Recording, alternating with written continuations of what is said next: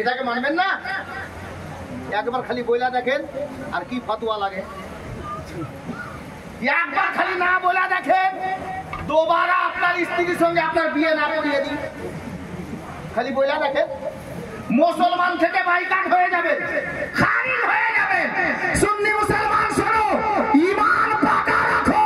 আল্লাহ যেমন বলেছেন নামাজ রোজা পড়া লাগবে, পরে ওই আয়াতে কারিমার অংশে বলছেন ওয়াকুনু মা'আস সাদিকিন, নামাজও পড়ো, রোজাও রাখো, হজও করো, যাকাতও দাও, ও সত্যবাদীদের সঙ্গী হয়ে যাও। জোরে বলে আমরা কেউ কালিমি হলাম, কেউ আশরাফি হলাম, কেউ হাবিবি হলাম, কেউ আর কোন পীরের মুরিদ হলাম, তো ভাই তোমার মাথা কেন খারাপ হচ্ছে?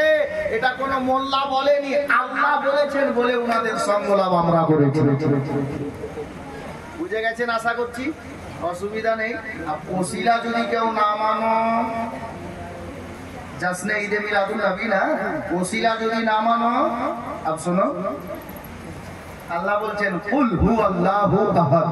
আমি তো এই আয়াতে কারিমায় পড়েছি, হে মাহবুব আপনি বলে দেন যে খোদায়া।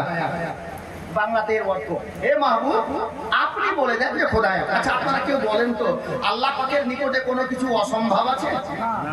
নেই। আল্লাহ সারা কায়নাত সৃষ্টি করেছেন, আল্লাহর কাছে তো কিছুই অসম্ভব না। আল্লাহর হুকুম ছাড়া গাছের পাতা নড়ে না, আল্লাহর হুকুম হয়নি বলে গতকালকে রাতে এখানে জালসা হয়নি, বৃষ্টি দিয়ে দিলেন আল্লাহ। আপনারা চাইতেন যে আল্লাহ বন্ধ করে দেন, বন্ধ করলেন না। আল্লাহ পাক তার কথা শুনে